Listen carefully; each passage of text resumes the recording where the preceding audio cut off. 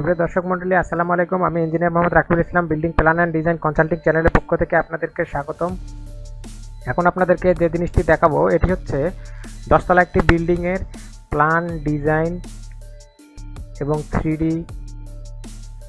কিছুটা অ্যানিমেশনও আপনাদেরকে দেখাবো। আপনারা আমাদের সঙ্গে থাকুন, অবশ্যই ভিডিওটি স্কিপ না করে শেষ পর্যন্ত দেখতে থাকুন। আশা করি আপনাদেরকে ভালো লাগবে। আর ভিডিওটি ভালো লাগলে অবশ্যই ভিডিওতে লাইক, কমেন্ট, শেয়ার করবেন আর আমাদের চ্যানেলটি সাবস্ক্রাইব করতে ভুলবেন না।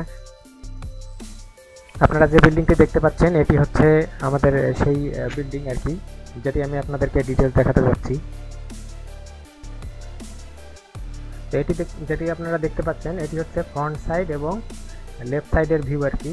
এই সাইডটি আপনারা দেখতে পাচ্ছেন যে এখানে কেমন দেখা যাচ্ছে। আমি ভিডিও শেষে আরও আপনাদেরকে বিস্তারিত দেখাবো, এর জন্য অবশ্যই আমাদের সঙ্গে থাকবেন। এটি হচ্ছে বিল্ডিংটির back side view, back side এবং রাইট সাইড এর মধ্যে আর কি কি আছে, গাছপালা এবং আপনারা অন্যান্য জিনিস দেখতে পাচ্ছেন।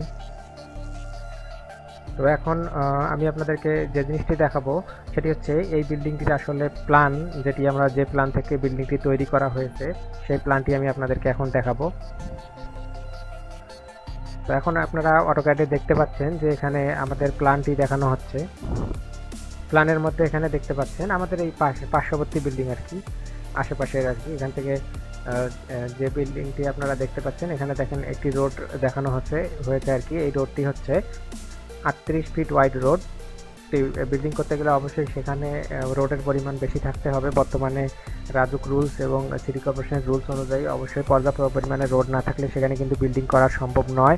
আর যেখানে রোড নেই সেখানে কিন্তু আপনার বিল্ডিংটি সিটি কর্পোরেশন থেকে ভেঙে দিবে। তো এর জন্য অবশ্যই আপনাদের খেয়াল করতে হবে যে সেখানে পর্যাপ্ত পরিমাণে রোড আছে কিনা। এখানে আপনারা যে জিনিসটি দেখতে পাচ্ছেন এটি হচ্ছে যে 38 ফিট ওয়াইড একটি রোড।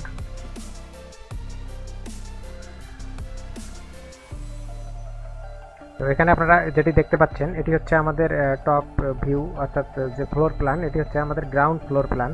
গ্রাউন্ড ফ্লোরের মধ্যে আপনারা যেটি দেখতে পাচ্ছেন এখানে দেখেন একটি গার্ডরুম দেখানো হয়েছে। তার পরবর্তীতে এখানে দেখেন জেনারেটর এবং সাবস্টেশন।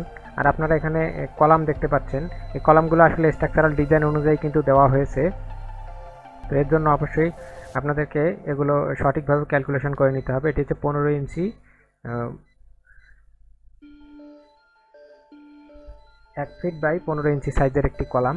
এখানে কিন্তু বিভিন্ন সাইজের কলাম আছে স্ট্রাকচারাল ডিজাইন অনুযায়ী। আমি আপনাদের সঙ্গে একটি বিল্ডিংয়ের স্ট্রাকচারাল ডিজাইন নিয়ে আর কি বিস্তারিত আলোচনা করব। এর জন্য কিন্তু বেশ কয়েকটি পার্ট থাকবে, আপনারা মনোযোগ সহকারে সেই পার্টগুলো দেখলেই বিভিন্ন প্রকার বিল্ডিংয়ের স্ট্রাকচারাল ডিজাইন সম্পর্কে আপনাদের কিন্তু অনেকটা ধারণা হয়ে যাবে। যারা এক্সপার্ট আছে, অভিজ্ঞ আছে, তাদেরও অনেক নতুন নতুন বিষয় আরও জানতে পারবেন এবং আমাদেরও কাজের পরিপ্রেক্ষিতে অনেক ধরনের অভিজ্ঞতা আপনাদের সঙ্গে শেয়ার করব। তো অবশ্যই ভিডিওগুলো পরবর্তীতে দেখতে থাকবেন। এখানে কিন্তু ডিটেলস স্ট্রাকচার দেওয়া নেই। আমি আপনাদেরকে ডিটেলস স্ট্রাকচার কীভাবে তৈরি করবেন বা আপনি একটি প্ল্যান দেখলে কিভাবে বুঝতে পারবেন যে এই প্ল্যানের মধ্যে আসলে আমাদের সবগুলো কলাম, ফুটিং এবং বিম সঠিক আছে কিনা, এটি আপনি দেখার সঙ্গে তৎক্ষণাৎ আপনার মনে কিন্তু একটি রিয়াকশন তৈরি হবে, যেটি দিয়ে আপনি কিন্তু বুঝতে পারবেন যে আসলে ইররগুলো কোথায় বা কারেক্ট আছে কিনা। এটি আপনার জন্য কিন্তু অবশ্যই জরুরি। তো এর জন্য অবশ্যই building plan and design consulting চ্যানেলের ভিডিওগুলো কিন্তু আপনার জন্য অত্যন্ত দরকারি হতে যাচ্ছে। তো এর জন্য অবশ্যই আমাদের চ্যানেলটি কিন্তু অবশ্যই আপনি সাবস্ক্রাইব করে রাখবেন আর ভিডিওতে লাইক, কমেন্ট কিন্তু শেয়ার করতে ভুলবেন না। আর যদি ভিডিওগুলো বেশি ভালো লাগে তবে অবশ্যই আপনারা সেই ভিডিওটি শেয়ার করে আর কি লিঙ্ক কপি করে আপনার ফেসবুকে পেস্ট করে দিতে পারেন। সেক্ষেত্রে আপনার অন্যান্য বন্ধুরাও এগুলো সম্পর্কে জানতে পারবে। তো আমি আপনাদেরকে আজকে স্ট্রাকচারাল ডিজাইন অনুযায়ী বেশি বিস্তারিত আলোচনায় যাব না, কারণ আমরা শুধু আপনাদেরকে এখন এই বিল্ডিংটি কেমন হয়েছে সেটি সম্পর্কে হালকা কিছুটা ধারণা দিয়ে দিব। এবং আপনারা যদি কেউ ফ্ল্যাট কিনতে আগ্রহী হন অবশ্যই সেখানে দেওয়া কন্ট্যাক্ট নাম্বারে যোগাযোগ করে আপনারা সেখান থেকে আগে থেকেই কিন্তু ফ্ল্যাট বুকিং দিতে পারেন। তো এখান থেকে আপনারা যেটি ধারণা পাবেন সেটি হচ্ছে দেখেন যে এখানে টোটাল আমাদের যে এখানে পার্কিং এরিয়া দেখানো হয়েছে আর কি। নিচতলায় দেখেন গ্রাউন্ড কিন্তু টোটালটি পার্কিং।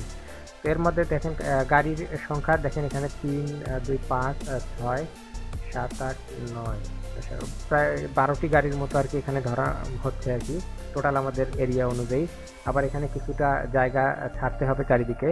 তো এখানে দেখেন আমাদের যে টোটাল রোডটি আছে এটি হচ্ছে টার্মিনাল কাছারি বাজার 38 ফিট ওয়াইড রোড।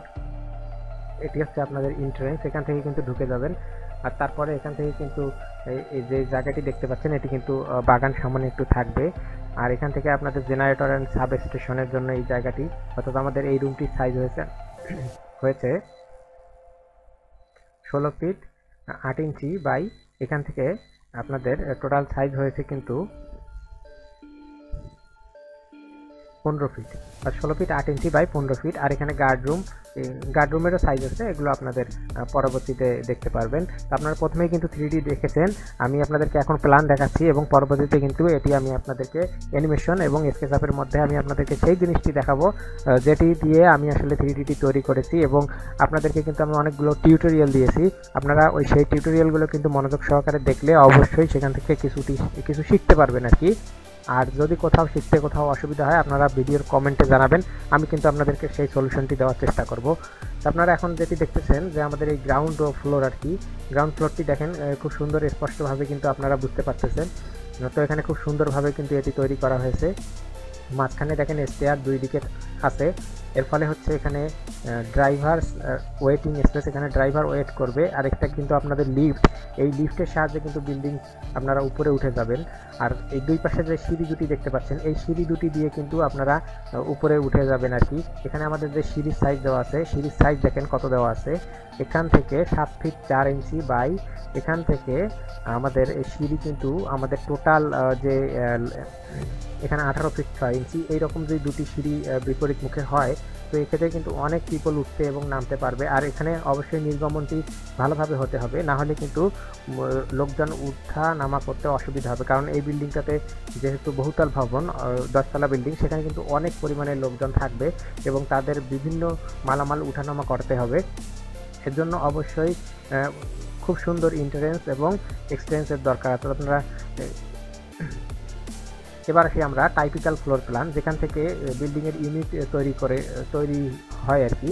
এখান থেকে দেখেন বেডরুম 1, বেডরুম 2, এখানে দেখেন একটি কমন টয়লেট দেওয়া হয়েছে, দেখেন বারান্দা দেওয়া হয়েছে। এখানে দেখেন 6 ফিট 8 ইঞ্চি বাই 5 ফিট, এখানে দেখেন একটি বারান্দা আছে, আবার এখানে দেখেন একটি বারান্দা আছে। এটি হচ্ছে কিন্তু একটি ইউনিট। এই সাইডে এখানে যখন আপনারা দেখতে পাচ্ছেন যে এই দরজা দিয়ে ঢোকা হলো, সেক্ষেত্রে ঢুকে কিন্তু এখানে প্রথমে ড্রয়িং রুম পড়লো, ড্রয়িং রুম। আর এখানে যে জায়গাটি ছাড়া হয়েছে এটা লিফটের জন্য ছাড়াই থাকবে। এখানে দেখেন একটি বেডরুম, এখানে একটি কিচেন, এখানে একটি ডাইনিং, এটা হচ্ছে ইউটিলিটি। এই ইউটিলিটির মাধ্যমেই কিন্তু এদিক দিয়ে আলো বাতাস বের হয়ে যাবে, অর্থাৎ আপনার রুমের গরম বাতাস, অর্থাৎ একটি জানালা আপনারা বলতে পারেন।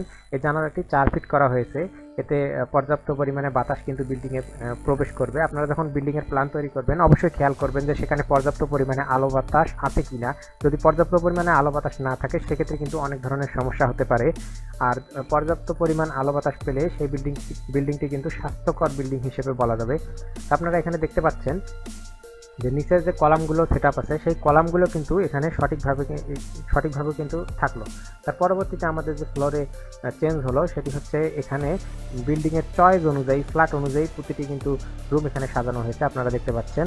তার পরবর্তীতে এটি হচ্ছে আমাদের একটি ইউনিট আর কি। তার পরবর্তী এখানে আরও একটি ইউনিট আপনারা দেখতে পাচ্ছেন।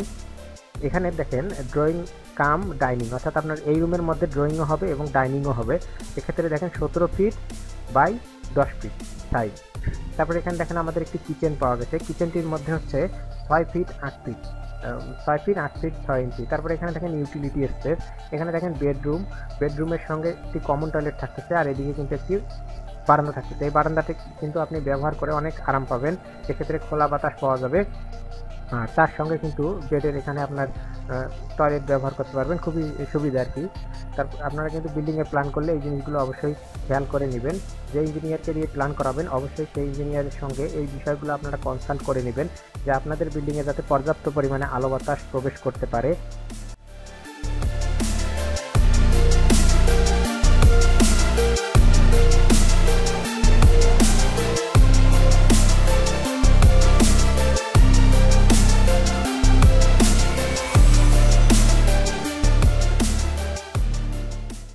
এবং দিনের বেলায় যাতে পর্যাপ্ত পরিমাণে আলো থাকে, সেখানে আলাদাভাবে লাইটের প্রয়োজন না হয় আর কি।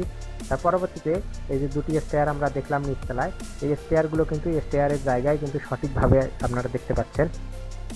তার পরবর্তীতে এখানে দেখেন আমাদের এই ইউনিটের মধ্যে এখানে দেখেন এটা হচ্ছে তৃতীয় ইউনিট যদি আমরা ধরি, তাহলে এখানে দেখেন একটি বারান্দা আছে, এটার সঙ্গে কিন্তু একটি বেডরুম আছে। তারপরে এখানে দেখেন একটি ড্রয়িং কাম ডাইনিং আছে। ড্রয়িং কাম ডাইনিং এর এখানে সাইজ হচ্ছে 16 ফিট বাই 10 ফিট।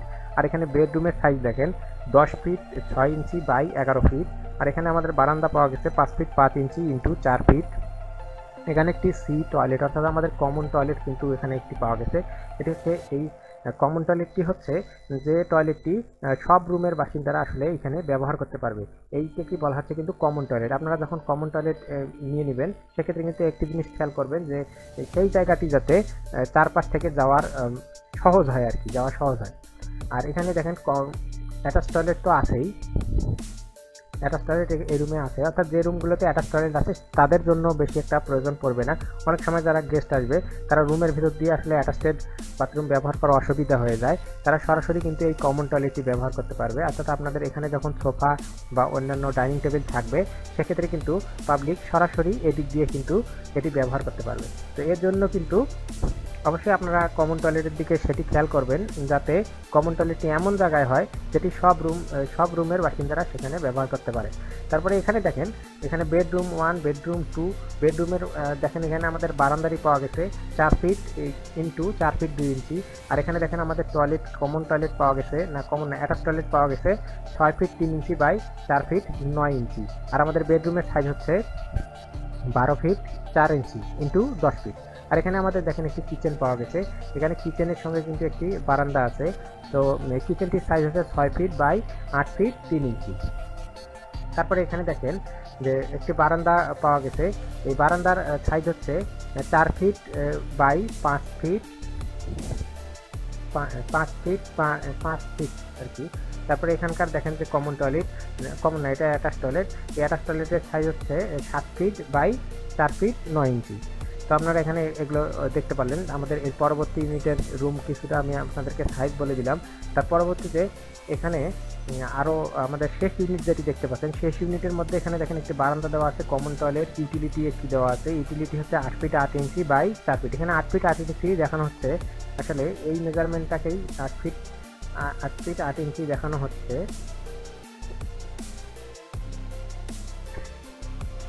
আট ফিট 8 ইঞ্চি এখান থেকে কিছু জায়গা দেখানো হচ্ছে আর কি, এটি সেভাবে মেজার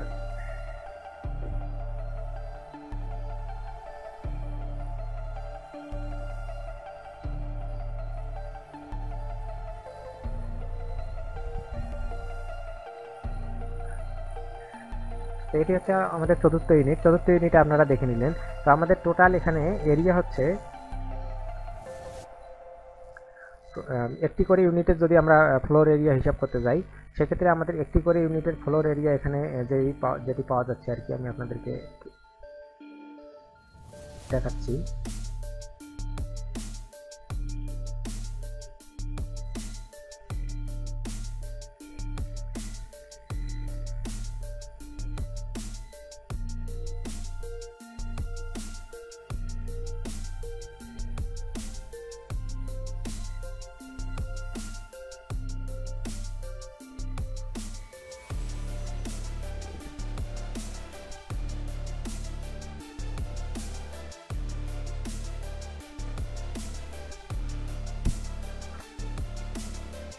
একটি ইউনিটের এরিয়া পাওয়া যাচ্ছে 1147 স্কোয়ার ফিট। 1147 স্কোয়ার ফিট সমান সমান আপনাদের সেই হিসেবে ক্যালকুলেশন করে নিতে হবে।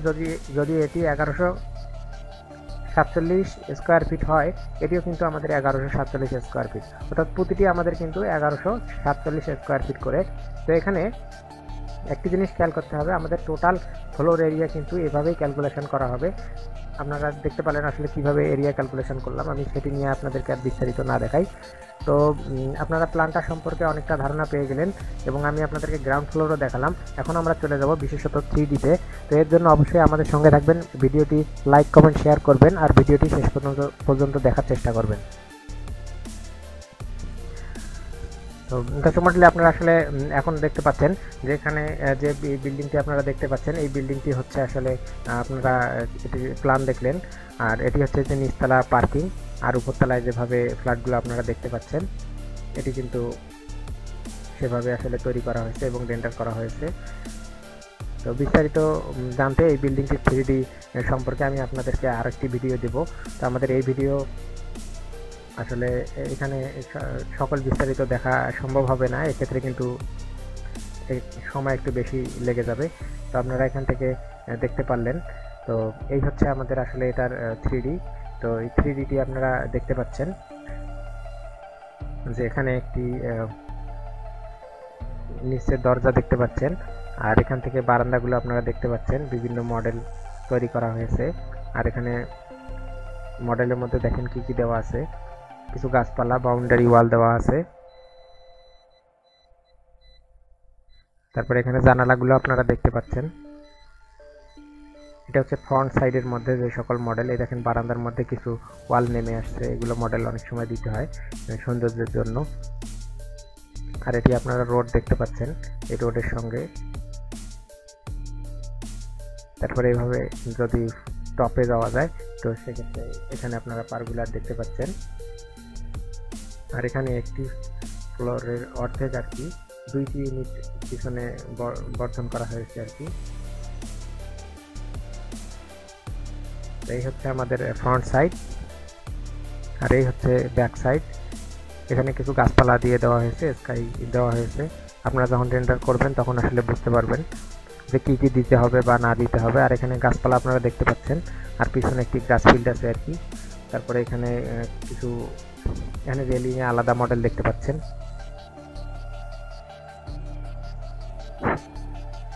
তো এই হচ্ছে বিল্ডিং।